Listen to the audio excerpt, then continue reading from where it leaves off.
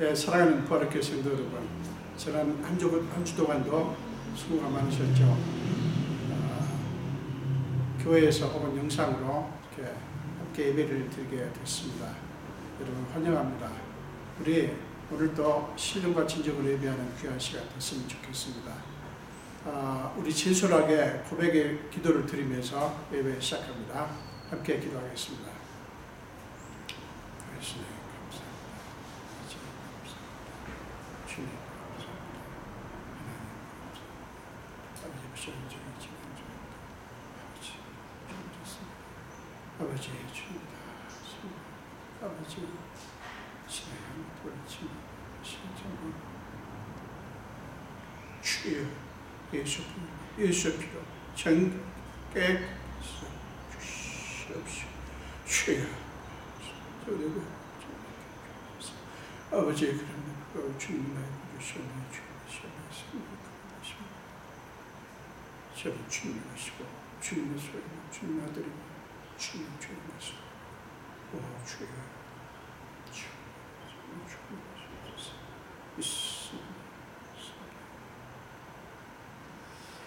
하나님의 용서의 말씀을 들으시기 바랍니다.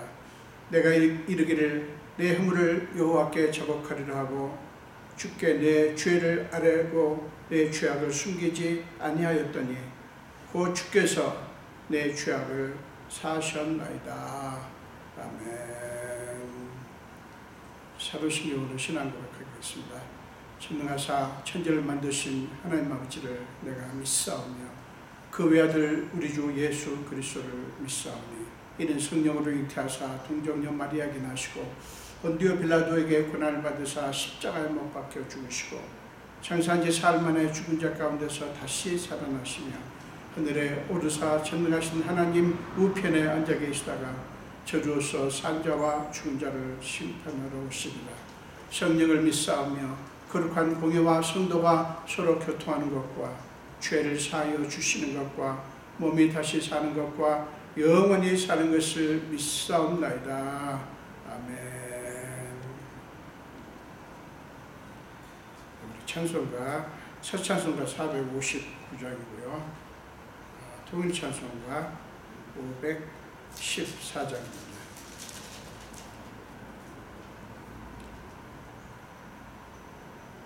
누가 주를 따라 섬기려는가? 누가 죄를 떠나 주만 따를까? 찬양 함께 하시겠습니다. 누가 주를 따라 섬기려는가? 누가 죄를 떠나 주만 따를까? 누가 주를 섬겨 남을 구할까? 누가 주의 뒤를 따라 가려나? 부르심을 받아 주의 은혜로 주를 따라가네. 주만 따르네. 세상 영광 위에 따름 아니요 그신 사랑 인해 주만 따르고 주가 내려 주신 은혜 힘입어 주의 뒤를 따라 힘써 일하네. 부르심을 받아 주의 은혜로 주를 따라가네. 주만 따르네. 환난 핍박 많고 원수 강하나 주의 용사 더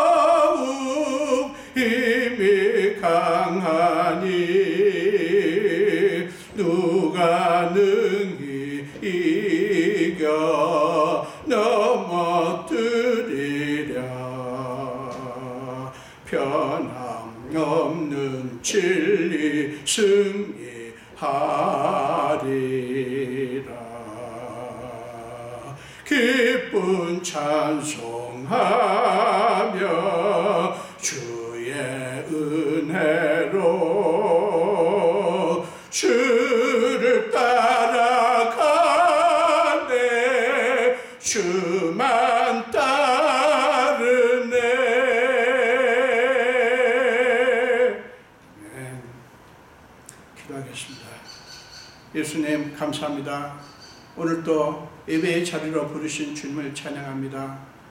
오늘도 예배할 수 있는 기회를 주신 주님을 찬양합니다.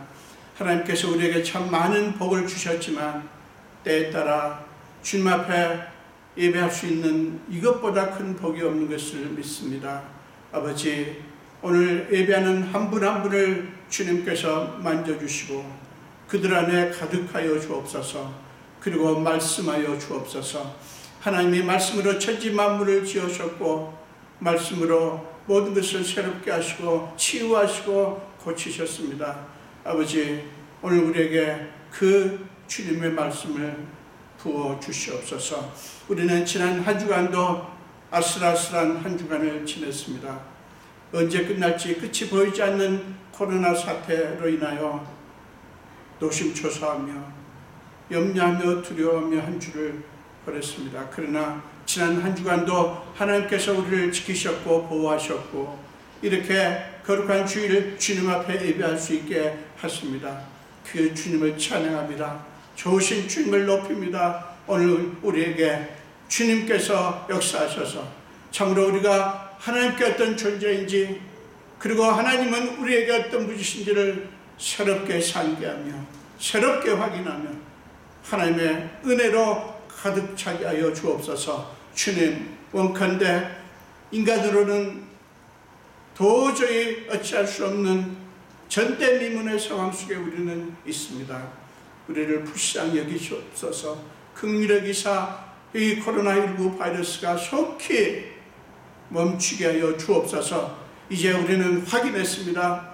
인간의 지혜로도 인간의 권세로도 인간의 명예나 물질로도 이것을 어찌할 수 없다고 하는 것을 우리는 알았습니다. 그래서 우리는 하나님을 바라봅니다. 하나님만이 하실 수 있기 때문입니다. 오 주여, 속히 이 코로나19 바이러스를 막아주옵소서. 깨끗하게 사라지게 하여 주시옵소서.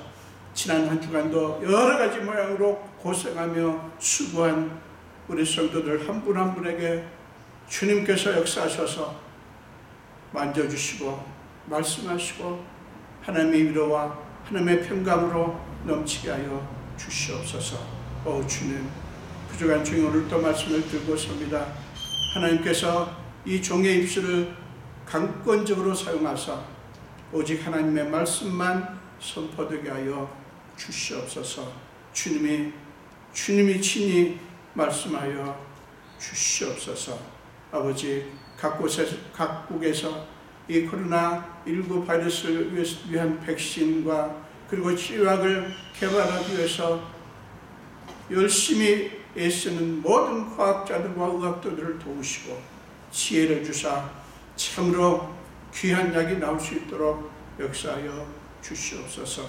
오 주님, 주님이 우리의 모든 것을 아십니다. 우리의 눈물도 우리의 한숨도 우리의 고통도 아시오니 아버지여, 우리를 일으켜 주시옵소서.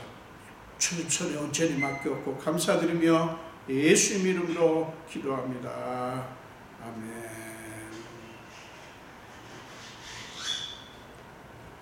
네, 오늘 함께 나누실 말씀은 성례하서 5장입니다.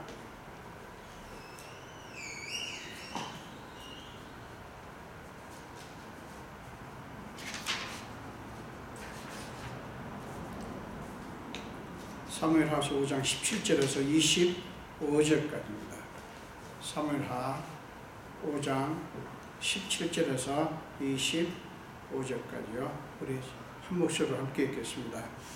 이스라엘이 다윗에게 기름을 부어 이스라엘 왕으로 삼았담을 블레셋 사람들이 듣고 블레셋 사람들이 다윗을 찾으러 다 올라오매 다윗이 듣고 요새로 나가니라. 블레셋 사람들이 이미 이르러 르바임 골짜기에 가득한지라. 다윗이 여호와께 여쭈어 이르되 내가 블레셋 사람에게로 올라가리까 여호와께서 그들을 내 손에 넘기시겠나이까 하니 여호와께서 다윗에게 말씀하시되 올라가라. 내가 반드시 블레셋 사람을 네 손에 넘기리라 하신지라. 다윗이 바알브라심에 이르러 거기서 그들을 치고 다윗이 말하되 여호와께서 물을 흩음같이 내 앞에서 내 대적을 흩으셨다 하므로 그곳 이름을 바알브라심이라 부르니라. 거기서 블레셋 사람들이 그들의 우상을 버렸으므로 다윗과 그의 부하들이 치우니라. 블레셋 사람들이 다시 올라와서 르바임 골짜기에 가득한지라. 다윗이 여호와께 여쭈니 이르시되 올라가지 말고 그들 뒤로 돌아서 뽕나무 숲을 맞은편에서 그들을 기습하되 뽕나무 꼭대기에서 걸음 걷는 소리가 들리거든 곧 공격하라. 그때 여호와가 너보다 앞서 나아가서 블레셋 군대를 치리라 하신지라. 이에 다윗이 여호와의 명령대로 행하여 블레셋 사람을 쳐서 게바에서 게셀까지 이르니라. 아멘. 잠깐 기도하겠습니다. 예수님 부정한 중에 오늘도 하나님의 말씀을 선포합니다. 아버지여, 주님께서 친히 제 입술을 사용하시옵소서. 그리고 말씀을 듣는 모든 성도들의 마음을 주께서 감동하사 이 말씀이 살아 움직이는 능력이 되게 하여 주옵소서. 감사드렸고 예수 이름으로 기도합니다. 아멘.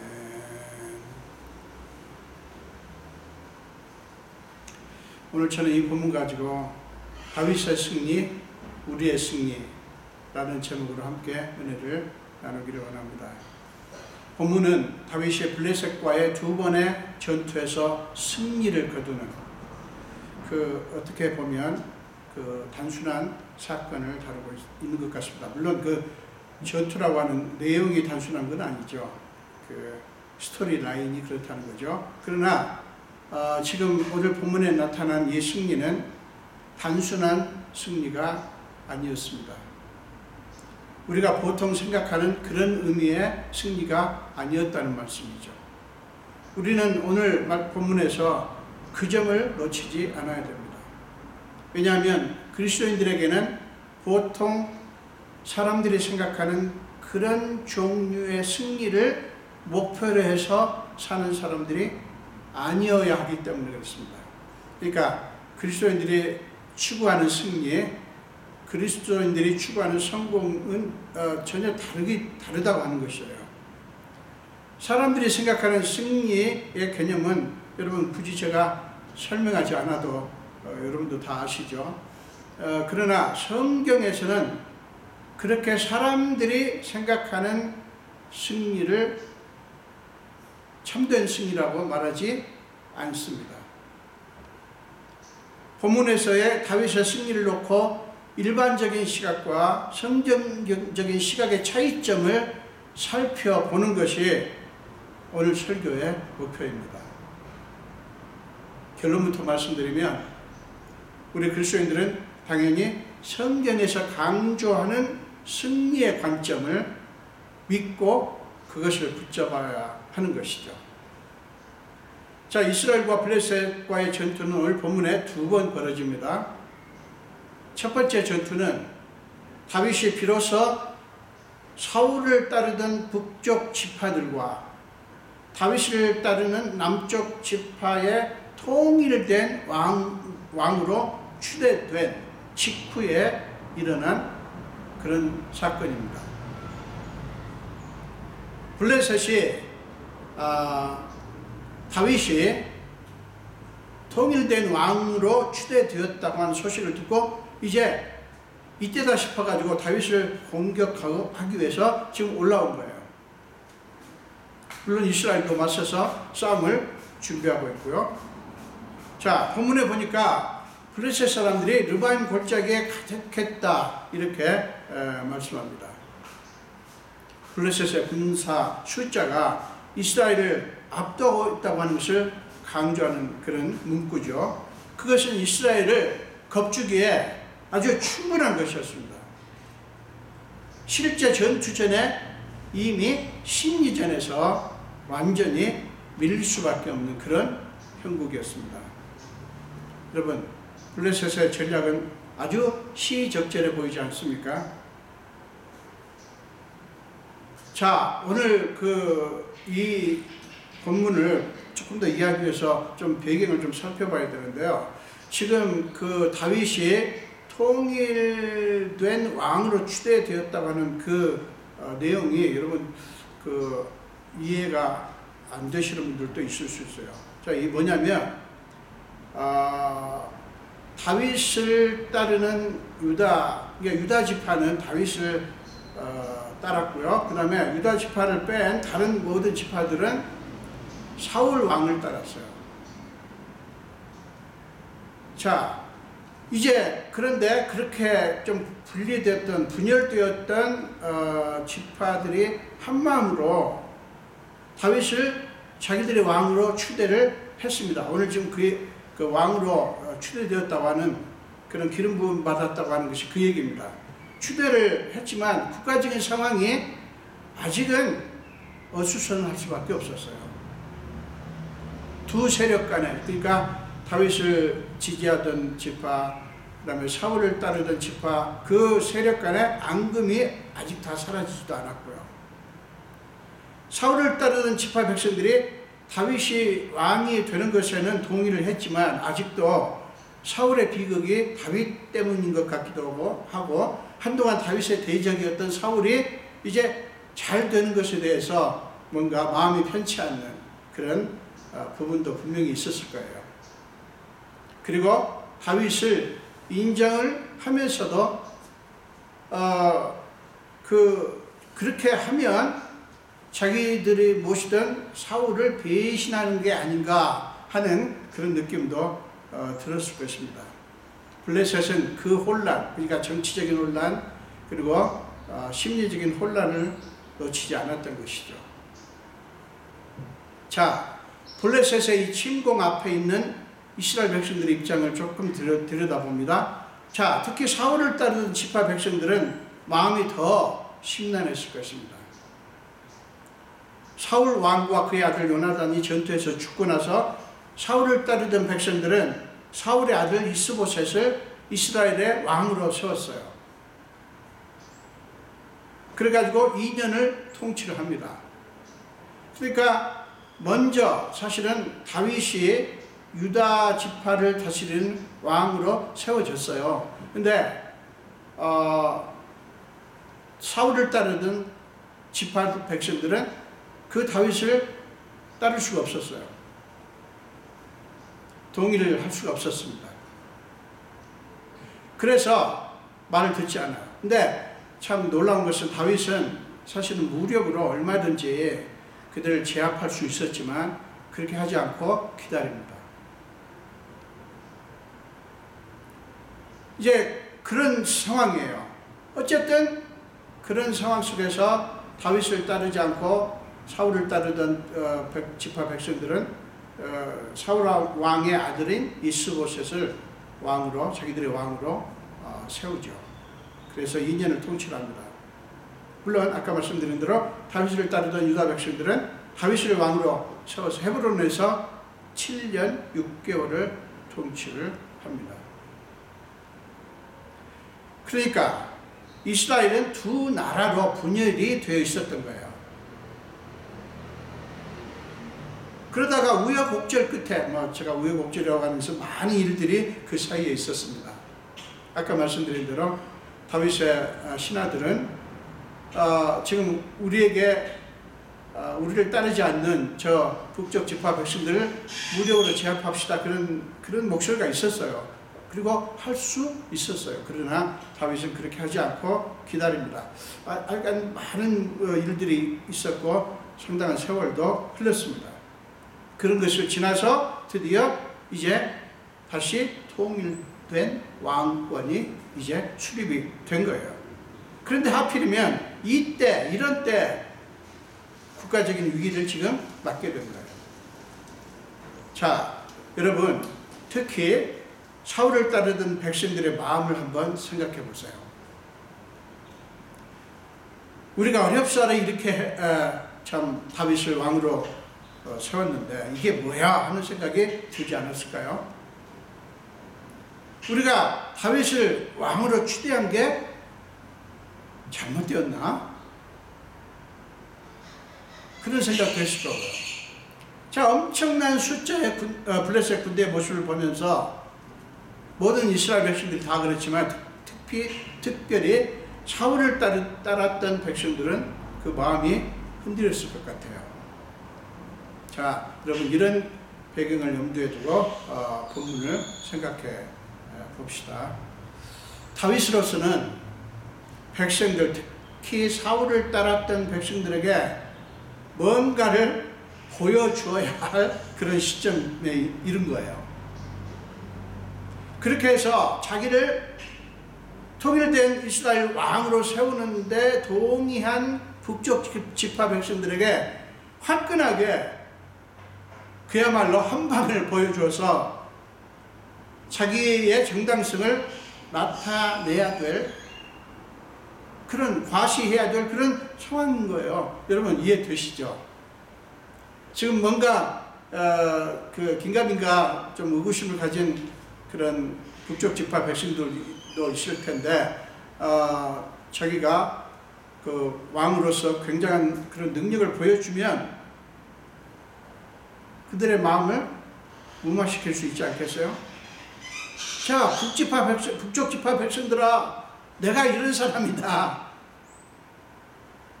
나를 따르라. 이렇게 해야 되는 거예요. 뭐 이런 식으로 생각을 할 수 있었죠. 다윗의 입장을 인간적인 관점에서만 보면 왜 하필이면 이럴 때 블레셋이 침공을 했단 말인가라고 속상해할 수도 있었을 것 같아요. 나라가 좀 더 안정이 되고 정비가 되고 백성들의 마음도 좀 하나 모아지고 그런 다음에 공격을 했으면 얼마나 좋았을까. 근데 왜 지금 하필이면 지금이란 말인가 이렇게 생각을 했겠죠. 그건 이제 다윗의 입장이고요. 사실은 블레셋의 입장에서 보면 지금이 이 혼란의 시점이 사실은 최적기인 것이죠. 자, 이 국가적인 위기 앞에서 다윗이 어떻게 합니까? 9절을 보세요. 다윗이 여호와께 여쭈어 이르되, 이렇게 성경은 말씀합니다. 이게 무슨 얘기예요? 다윗이 이 위기 앞에서 가장 먼저 한 것은 그 위기라고 하는 문제를 들고 하나님 앞에 나아간 것입니다. 하나님 앞에. 자기 자신이나 자기 자신을 주목하거나 백성들을 주목하거나 블레셋을 주목한 것이 아니라 하나님을 주목한 거예요. 이것이 전임자 사울왕과 다윗의 차이점이었죠. 만약에 다윗이 자기 자신을 주목했거나 혹은 그 자기 백성들을 주목했거나 또 블레셋을 주목했더라면 그도 사람인지라 분명히 두려웠을 것이고요. 또 그렇지 않으면 공명심이 발동했을 거예요. 여러분, 공명심 아시죠? 네. 여러분들은 한 번도 발동 안 해보신지 모르겠지만 저는 있어요. 다윗이 분명히 만약에 자신이나 백성들이나 블레셋이나 사람을 주목했더라면 두려웠을 것이고 혹은 자기 백성들을 향해서는 공명심이 발동했을 그런 가능성이 있습니다. 이럴 때 저들에게 자기의 힘을 보여줘서 자기가 뛰어난 왕이라고 하는 것을 증명하고 싶지 않겠어요? 사울 왕은 과거에 그렇게 했거든요. 그러나 다윗은 그렇게 하지 않았습니다. 다윗의 이 모습, 즉 자기 자신도 자기 백성들도 지금 그리고 침공하는 한 블레셋 것도 아니라 하나님을 바라본 이 다윗의 모습은 무엇을 의미하는 것일까요? 여러분, 이게 중요합니다. 그것은 다윗이 자기 자신에게서 벗어났다고 하는 것입니다. 자기 자신을 이겼다고 하는 것입니다.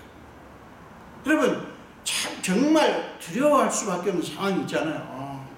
그리고 이제 막 통일된 그 지파의 왕이 됐기 때문에 이런 때 리더십을 보여주지 않으면 왕으로서 권위가 안 설 거 아니에요.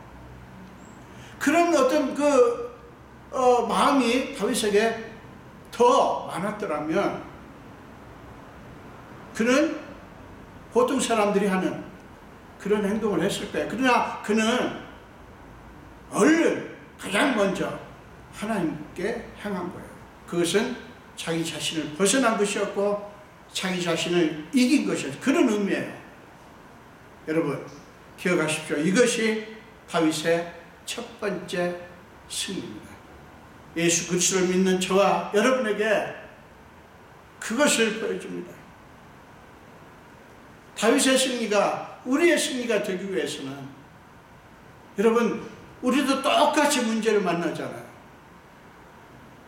그렇다면 우리도 다윗처럼 우리 자신에게 함몰돼 가지고요, 우리의 문제에 그냥 함몰돼 가지고요, 우리를 힘들게 하는 그런 환경이나 상황에 함몰돼서 거기에 갇히는 것이 아니라 거기서 나와서 우리는 갈 곳이 있다고요. 누구요? 하나님이라고요.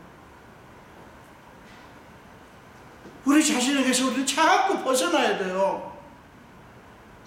우리라고 하는 그 껍질을 자꾸 벗어야 된다고요. 이것이 다윗의 승리였고, 그렇게 할 때 우리의 승리가 돼요. 이런 상황에서 자기 자신이나 앞에 놓인 문제를 주목하지 않기란 굉장히 어렵습니다. 우리 그리스도인들이 실패하는 첫 번째 단계가 바로 이 지점이에요. 급박하고 절박한 상황에서 얼른 하나님께 눈을 돌리기가 말처럼 쉽지 않습니다. 왜요? 우리 안에 있는 죄성 때문이에요. 그리고 그것이 우리의 근본적인 연약함입니다. 자, 다윗 왕이 구체적으로 하나님 앞에 무엇을 여쭙습니까? 자, 9절을 보셔요. 내가 블레셋 사람에게로 올라가리까 여호와께서 그들을 내 손에 넘기시겠나이까? 자, 잘 보세요. 내가 블레셋 사람에게로 올라가리까 여호와께서 그들을 내 손에 넘기시겠나이까? 여러분, 이 질문의 의미가 매우 중요합니다. 다윗은 이 전쟁을 하나님의 주권, 하나님의 다스림에 맡기고 있는 것입니다. 저쪽에서 싸움을 일으켰으니 어쩔 수 없이 싸울 수밖에 없는 일이지만, 이 싸움도, 이 전쟁도 하나님의 주권과 섭리 속에 들어있다고 믿은 거예요. 그리고 싸울 것인가 말 것인가, 이것까지도 하나님의 뜻에 맡긴 것입니다.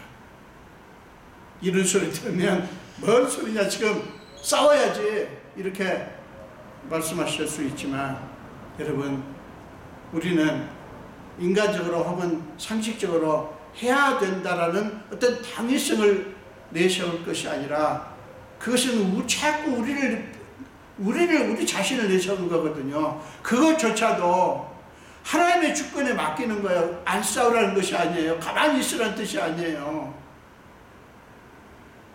다윗은 철저하게 그 부분까지도 맡긴 거예요. 블레셋 사람에게로 올라가리까? 올라가야죠. 그러나 그것을 하나님께 맡깁니다.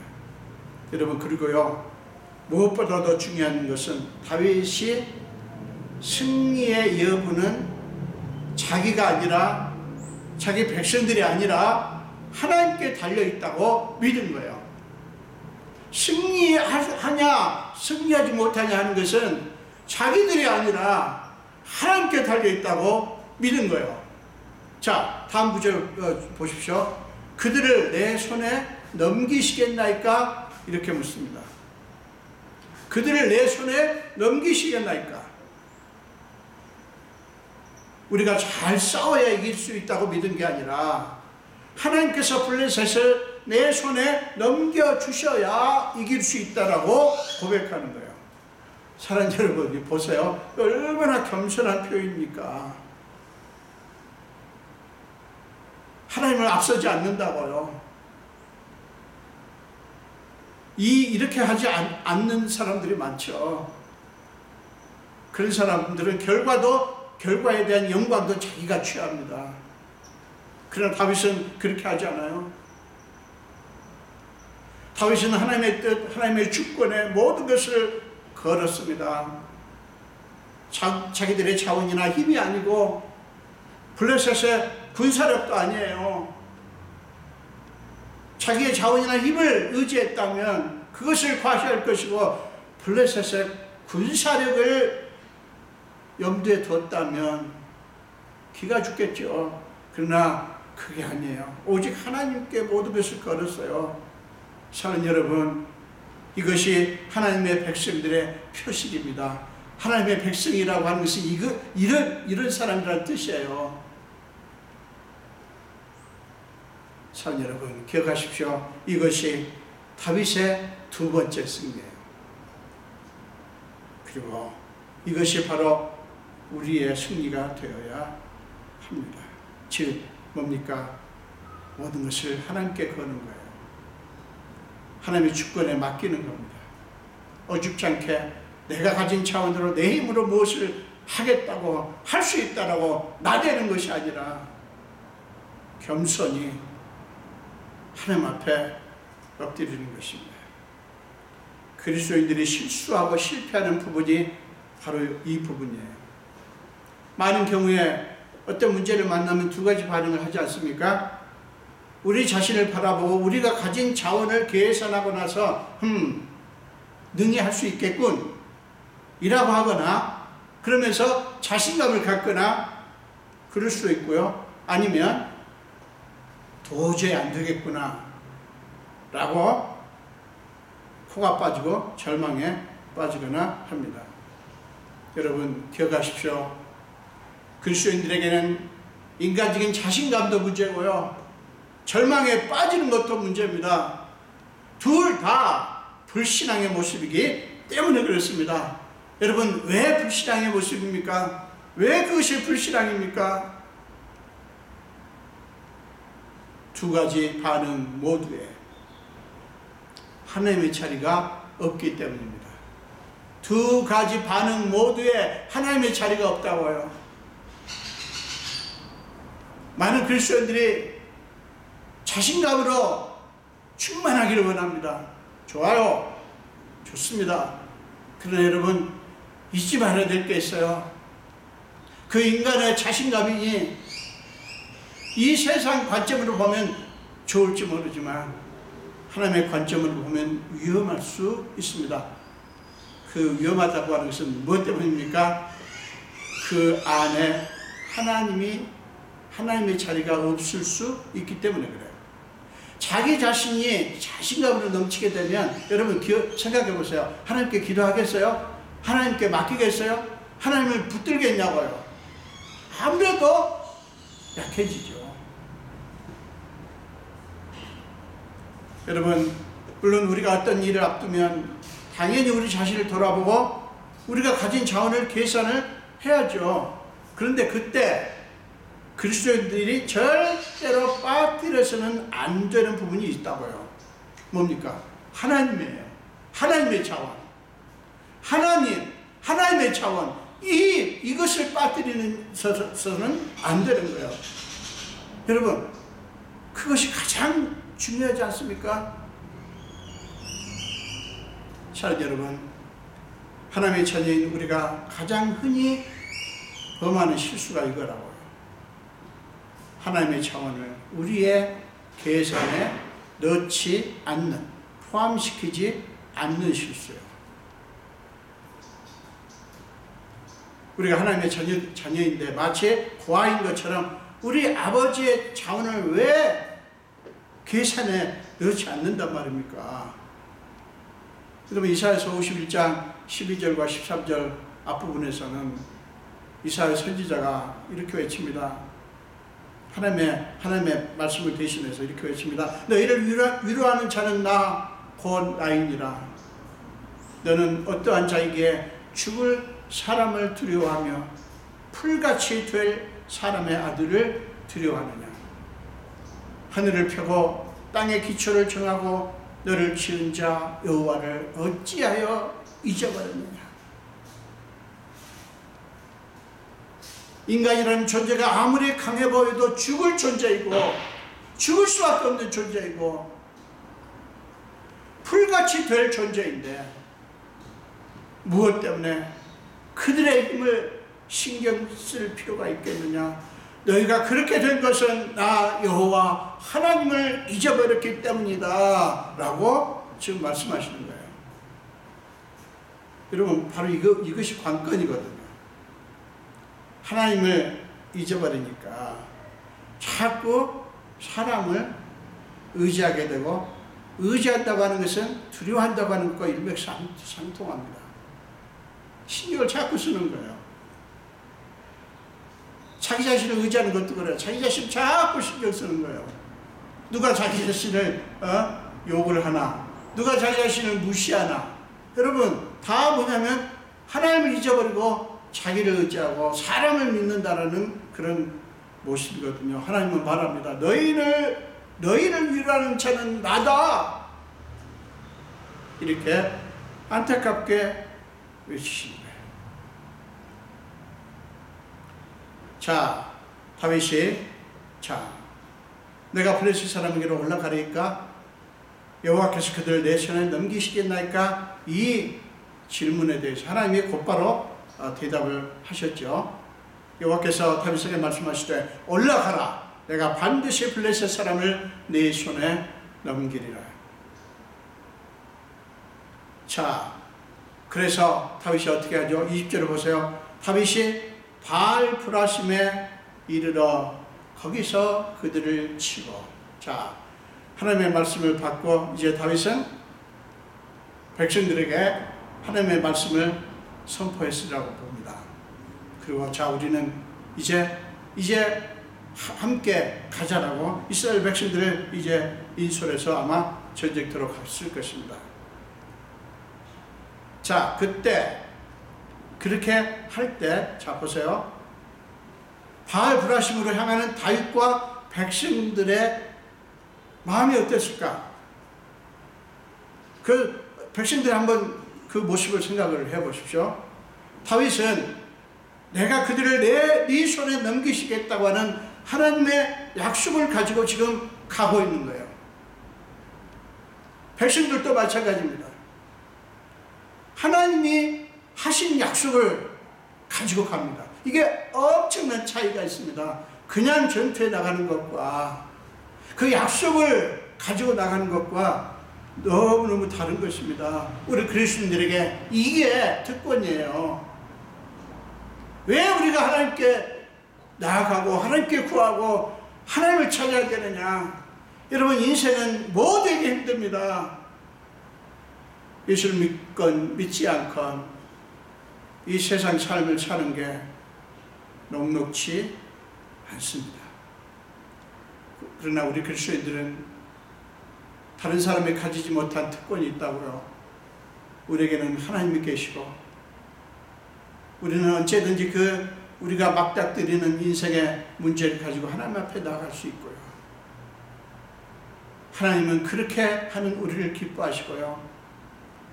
이제 우리는 하나님을 붙들고 있기 때문에, 하나님을 의지하고 있기 때문에 이제 우리가 걸어가는 인생길을 우리가 막닥뜨리는 문제는 우리의 문제로 끝나지가 않아요. 물론 다윗처럼 그들을 네 손에 붙일 것이다, 넘길 것이다 라고 하는 아주 선명한 약속은 혹시 우리에게 없을지 몰라도 여러분 기억하십시오. 우리가 그 하나님 앞에 맡기고 하나님을 붙들고 하나님을 의지하면서 매 순간 나는 지금 내 인생길을 내가 하는 이 사업이, 내가 하는 이 모든 직장 생활이 하나님과 함께 하는 것이다. 우리 내 하나님이, 나의 사랑하는 주님이 나와 함께 하시고 내 삶을 함께 가신다. 이렇게 생각하고 가는 것은 너무나 그렇지 않은 삶과 차이가 있습니다.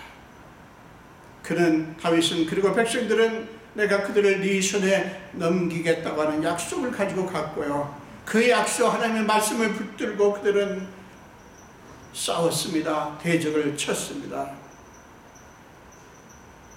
그들은 그때 블레셋의 파워를 보고 눌리지 않았어요. 왜요? 하나님의 말씀이 있기 때문에, 하나님의 능력을 주목했기 때문에. 사랑하는 여러분, 이것이 다윗의 세 번째 승리이고 또 우리가 바라보아야 될 승리입니다. 자, 그 싸움의 결과는 어땠습니까? 여러분, 대승리였죠. 엄청난 승리였죠. 그런데 여기서 우리가 놓치지 말아야 될 부분이 있어요. 다윗이 이 승리에 대해서 뭐라고 말합니까? 여호와께서 물을 흩음같이 내 앞에서 내 대적을 흩으셨다. 이렇게 그는 선포를 합니다. 20절에서요. 여호와께서 물을 흩음같이 대적을 흩으셨다. 이렇게 선포합니다. 그러면서 그곳 이름을 바알브라심이라고 붙였습니다. 여러분, 그것은 다윗의 신앙 고백이었습니다. 자기 백성들에게 두고 이번 승리의 의미를 잊지 말아야 한다고 하는 그런 메시지를 던진 것이죠. 그렇게 해서 그 싸움은, 블레셋과의 그 싸움은, 싸우기는 자기들이 싸웠지만 이기게 하신 분은 하나님이셨다고 하는 것을 증거하는 거예요. 우리가 잘 싸워서 이긴 거 아닙니다. 하나님께서 이기게 하셨습니다. 그렇게 말을 할 뿐만 아니라 그 이름을, 그 지역 이름을 바알브라심이라고 붙임으로 백성들이 그것을 기억하도록 한 거예요. 저는 본문에서 21절에서 이 블레셋 사람들이 버리고 도망친 우상들을 다윗과 그의 부하들이 이제 수고를 하는 장면이 참 너무나 통쾌합니다.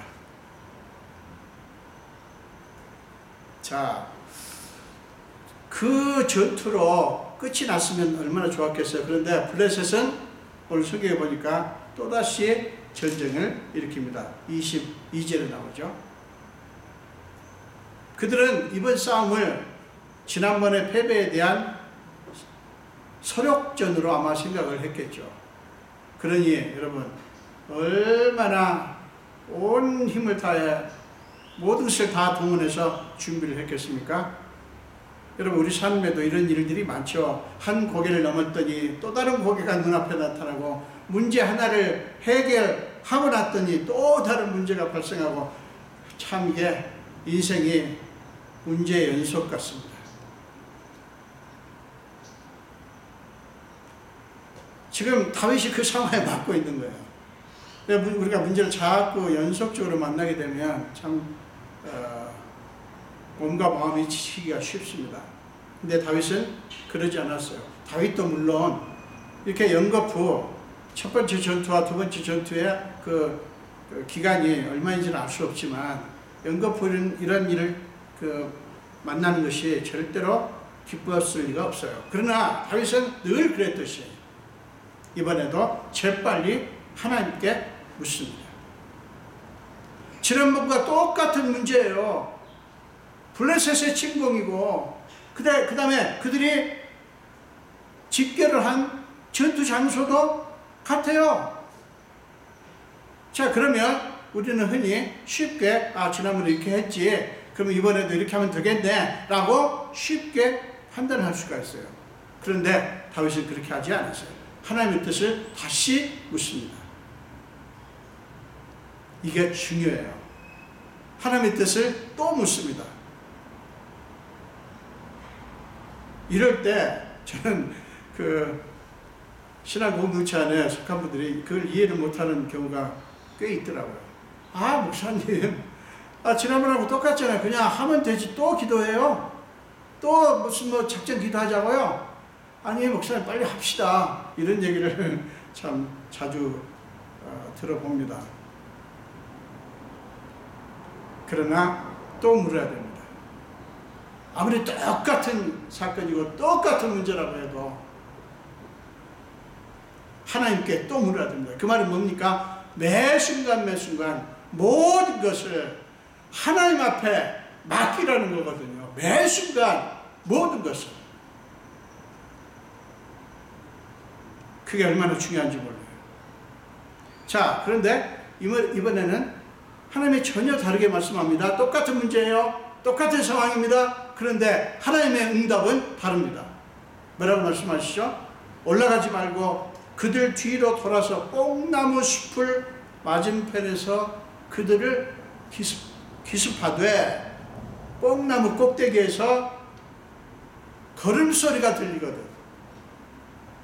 그러니까 그냥 기습이 아니에요. 걸음소리가 들리거든 곧 공격하라.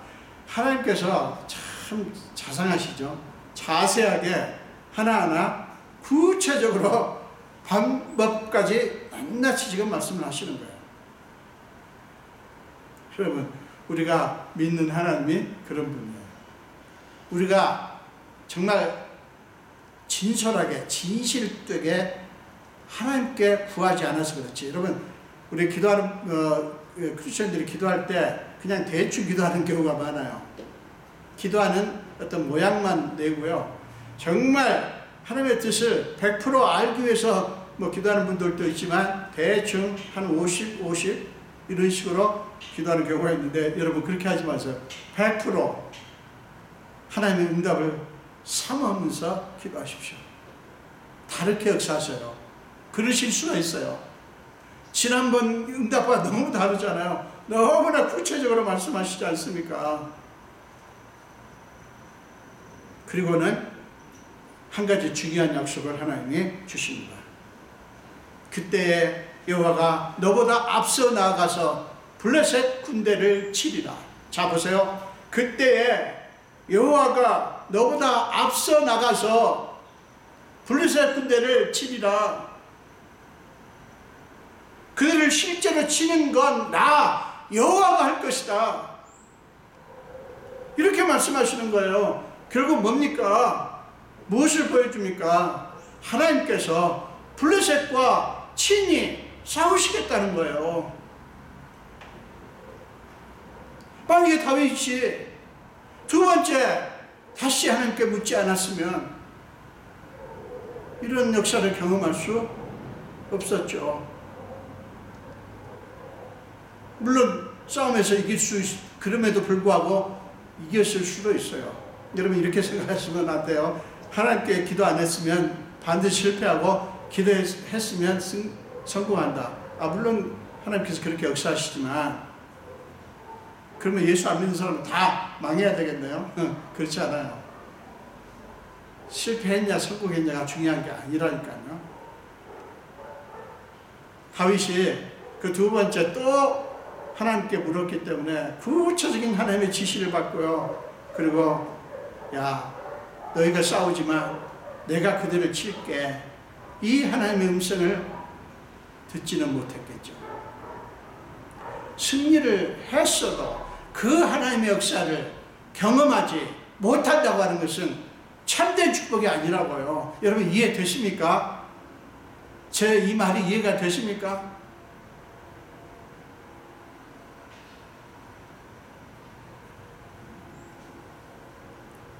다윗과 이스라엘 백성들은 순종을 했어요.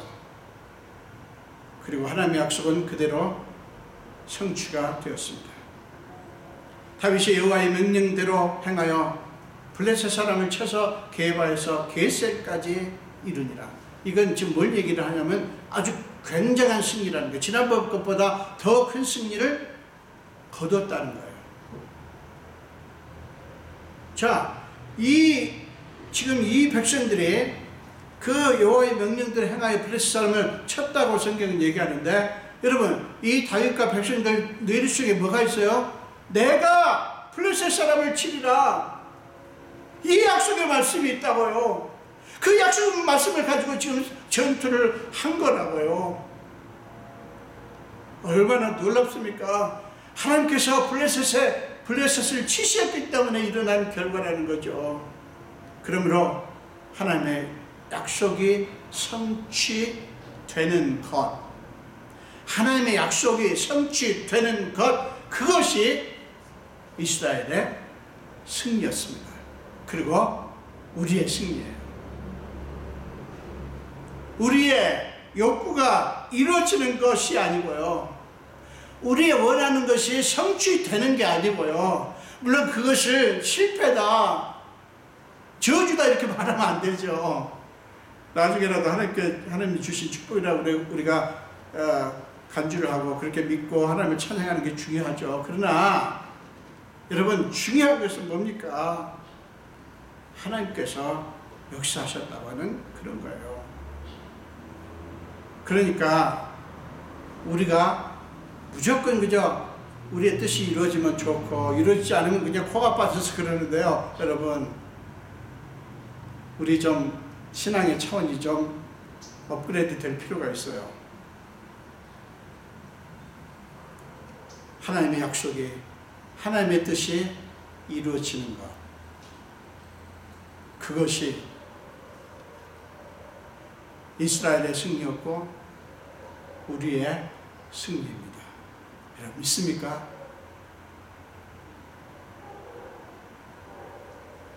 그렇기 때문에 일반적인 의미의 승리와 전혀 달라요. 이것이 다윗의 네 번째 승리였고요, 이것이 곧 우리의 승리에 대한 약속입니다. 사랑하는 여러분, 우리가 결코 잊지 말아야 될 것은 하나님과 우리의 관계예요. 그 하나님과 우리의 관계의 특수성입니다. 많은 그리스도인들이 그 점을 자꾸 간과합니다. 예수를 믿고 하나님의 자녀가 되었음에도 불구하고 하나님과의 관계에 대한 확신이 부족합니다. 자꾸 왜곡되어 있어요. 여러분, 그 왜곡이 뭔지 압니까? 자꾸 하나님과 우리의 관계를 조건부로 생각하는 거예요. 여러분, 제가 오늘 이것을 여러분들에게 말씀드리려고 하는 게 본문이 아니기 때문에 자세히 말씀드리진 않겠지만, 자 보세요. 여러분, 하나님의 사랑을 조건부로 생각하지 마세요. 조건부로. 여러분, 하나님을 그렇게 생각하는 것은 사실은 하나님의 사랑에 대한 모독이에요. 만약에 하나님이 우리를 사랑하시는 게 조건부였다면 그 조건부가 뭐예요? 우리가 좀 제대로 하고 선한 일도 하고 뭔가 하나님을 위해서 하나님을 기쁘시게 할 만한 어떤 일들을 하고 그랬을 때 하나님의 은혜가 우리에게 부어지고 하나님의 복이 우리에게 임한다라는 이 조건이에요. 만약에 그것만 있다면 여러분, 로마서 5장을 어떻게 설명할 수 있죠? 우리가 아직 연약할 때, 우리가 아직 죄인 되었을 때, 우리가 하나님과 원수 되었을 때 하나님께서 하신 일이 뭐예요? 너네들 상황이 영 틀려먹었다. 너희들을 보니 내가 너희 같은 자들에게 내가 사랑을 줄 수가 없구나. 그것 좀 해결하고, 제가 지난주에도 말씀드렸지만 그것 좀 제대로 하고 나오면 내가 너희를 사랑할게.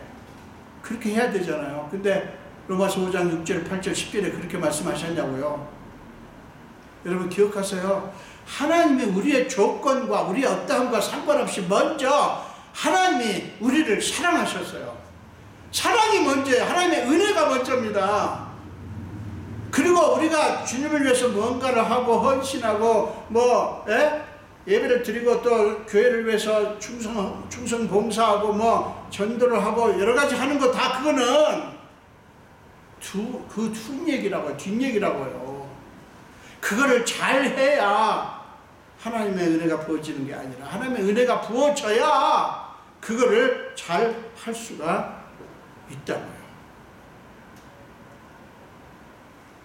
여러분이 뭔가를 훌륭하게 이루었거나 잘 했으면 하나님이 축복하시고, 여러분이 마땅히 해야 할 것을 하지 못하고 이루지 못했거나 잘못을 했거나 하면 하나님이 서운해 하시고 심판을 하실 것이다 라고 생각하는 것은 하나님의 사랑에 대한 심각한 오해입니다. 착각입니다. 하나님의 사랑이 우리가 어떻게 하느냐에 따라서 달려있다라고 생각하는 것은 여러분 하나님을 슬프게 하는 거예요. 참 여러분 그러지 마십시오. 그러지 마십시오. 하나님은 그런 수준의 하나님이 아니십니다. 하나님은 우리가 도저히 가늠할 수 없도록 크신 분이십니다. 그러니 여러분 하나님을 조그맣게 작게 만들지 마시고요. 여러분의 그 이해의 상자 속에 하나님을 가두지 마세요. 하나님은 너무 크셔서 그 하나님은 우리의 이해 속에 담을 수가 없어요. 왜 자꾸 착각을 하십니까? 못 담아요. 담을 수 있다라고 생각했기 때문에 자기들 마음대로 하나님이 이러니 저러니 이렇군 저렇군 쉽게 마음대로 판단을 하고 생각을 하고 그러죠. 여러분 그러지 마세요. 우리는 오늘 이야기에서 이스라엘이 블레셋과의 두 번의 전투에서 승리했다라는 사실만 주목해서는 안 됩니다. 우리 자꾸 이것만 주목하죠. 승리, 이겼다, 성공했다, 우리가 바라는 것을 이루었다, 성취했다. 뭐 어떤 목적이 성취된 것만 자꾸 주목하는데 아니요. 우리 그리스도인들은 그것만 주목해서는 안 돼요. 주목해야 될 훨씬 중요한 게 있어요. 잘 기억하세요. 주목해야 될 훨씬 중요한 게 있어요. 그건 뭐냐? 그것은 하나님과 다윗의 관계예요. 그 말은 뭐예요? 하나님과 우리의 관계라는 말이죠. 다윗은 하나님을 자기의 목적 성취를 위해 필요한 분으로 여긴 것이 아니에요.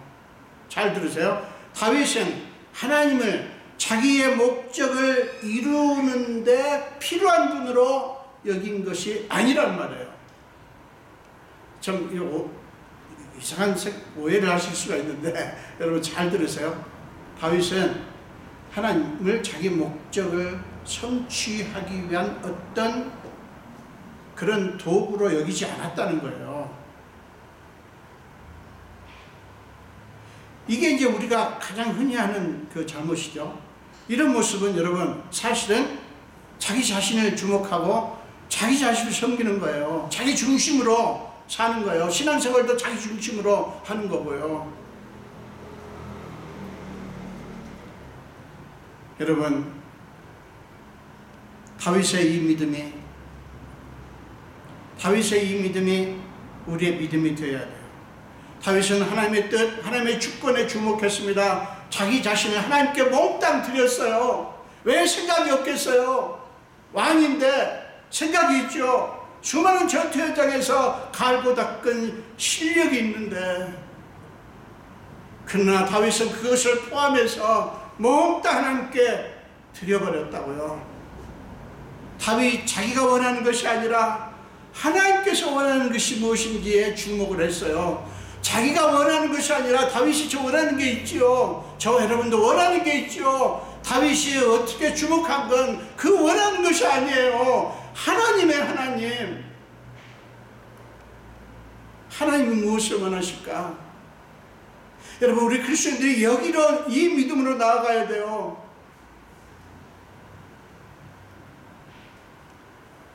그렇기 때문에 여러분, 다윗이 숙적 블레셋과의 전쟁에서 승리한 것도 물론 귀하지만 그보다 훨씬 귀한 것은 그것이 다윗이 그렇게 하나님을 붙들고 하나님을 바라보고 자기가 아니라 그 하나님을 향한 믿음의 헌신을 한 결과라는 것이 중요해요. 믿음의 헌신의 결과라는 것이 중요하다고요. 예, 근데 쉬운 일은 거예요. 어떤 일이 이루었어요. 기도 안 했어요. 근데 이루어졌어요. 자, 그것과 어떤 문제를 놓고 간절히 기도했어요. 근데 이루어졌어요. 자, 기도하지 않고 하나님을 붙들지 않고 하나님께 간절히 구하지 않고 이루어진 것과 내가 간절히 하나님께 구해서 이루어진 것, 여러분 다릅니다. 똑같은 것이지만 달라요. 우리 그리스도인들이 무엇을 주목해야 돼요? 바로 하나님께 간절히 구해서 얻는. 그렇기 때문에 그리스도인은 얻음, 성취, 성공, 승리, 이 자체가 우리의 목표가 될 수가 없어요. 되어서는 안 돼요.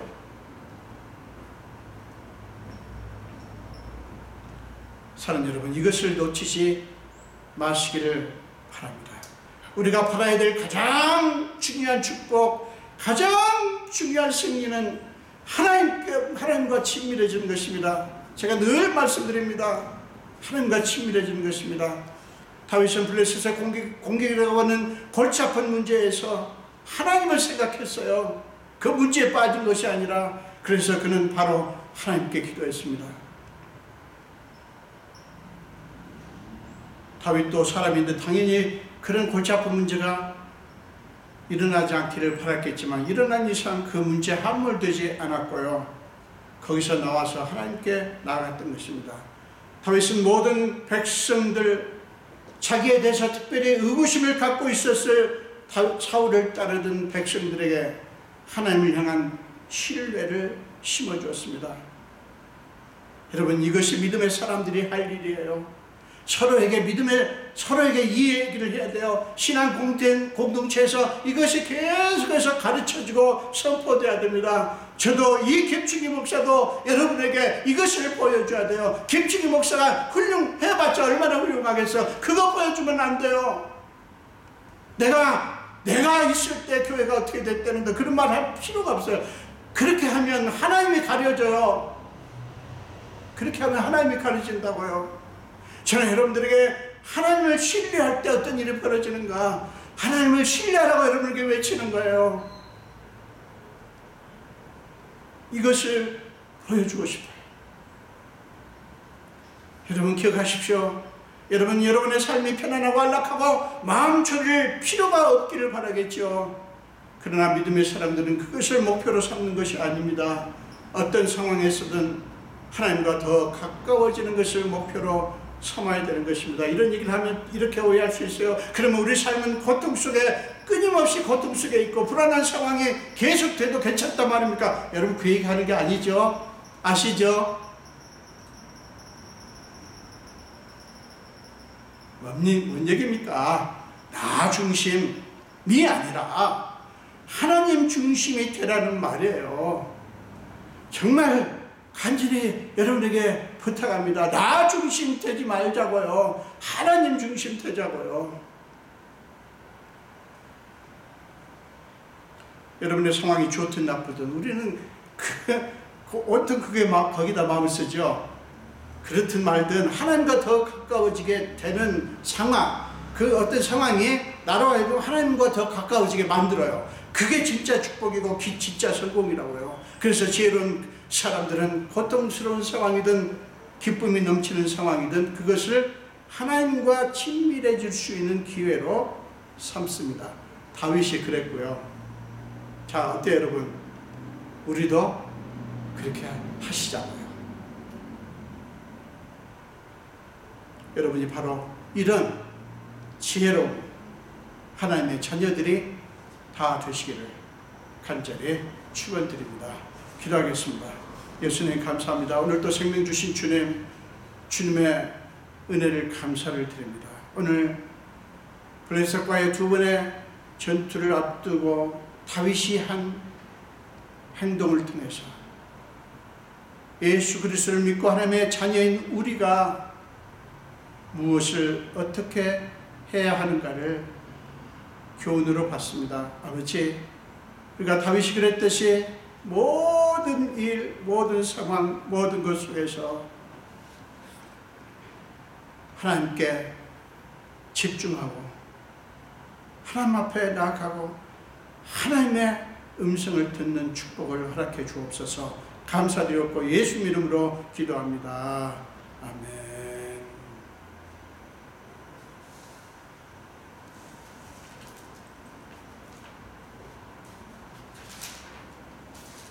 우리 통일찬송가 70장, 새찬송가 634장 하시면서 주님께 예물 드리겠습니다. 모든 것이 주께로부터 왔으니 이 예물을 주께 드리나이다.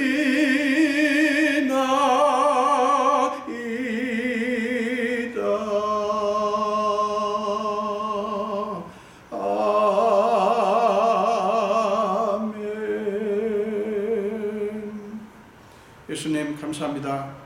오늘도 주님이 사랑하는 귀한 자녀들이 주님 앞에 귀한 예물을 드립니다.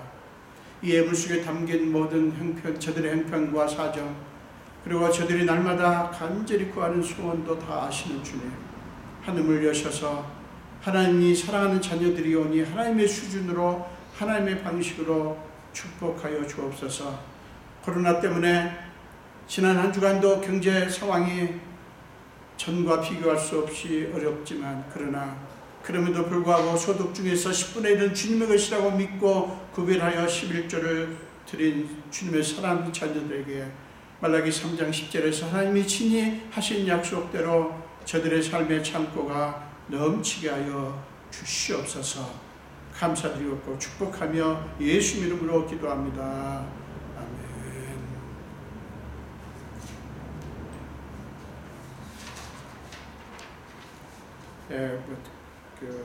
새로운 광고는 없고요. 계속해서 지금 대면 예배, 동영상 예배가 겸해서 이루어지고 있습니다. 어제부터 시작됐습니다만 지금 코로나19 바이러스 확산이 너무 지금 커서 2주간, 그러니까 이번 토일, 그 다음에 다음 토일 이렇게 비즈니스 활동이 중단된다고 합니다. 여러분 계속해서 하면서 하나님의 인도하심을 기다려보도록 하겠습니다. 우리 마지막 찬송 하시겠습니다. 새 찬송가 445장, 통일 찬송가 502장입니다. 새 찬송가 445장, 통일 찬송가 502장요. 태산을 넘어 험곡에 가도 빛 가운데로 걸어가면 주께서 항상 지키시기로 약속한 말씀 변치 않네.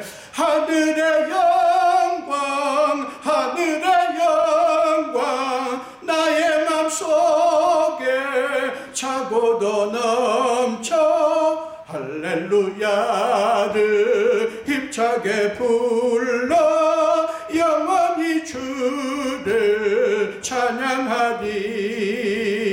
캄캄한 밤에 다닐지라도 주께서 나의 길 되시고 나에게 밝은 빛이 되시니 길 잃어버릴 염려 없네.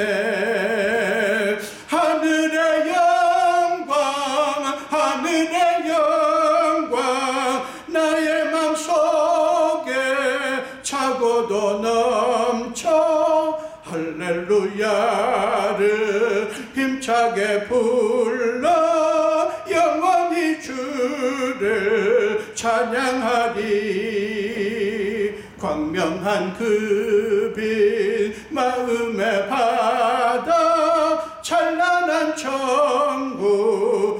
바라보고 할렐루야를 힘차게 불러 날마다 빛에 걸어가리.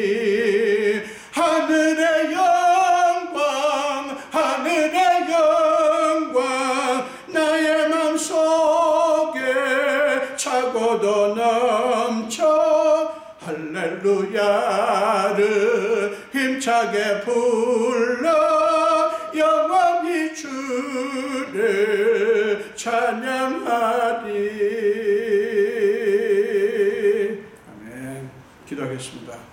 지금은 우리 주 예수 그리스도의 크신 은혜와 하나님 아버지의 지극하신 사랑하심과 우리 삶 속에 기꺼이 들어오셔서 우리의 모든 무거운 짐과 우리의 상처와 우리의 연약함까지 다 짊어지시고 날마다 우리 위해서 탄식함으로 간구하시는 성령님의 감화, 감동 역사하시네.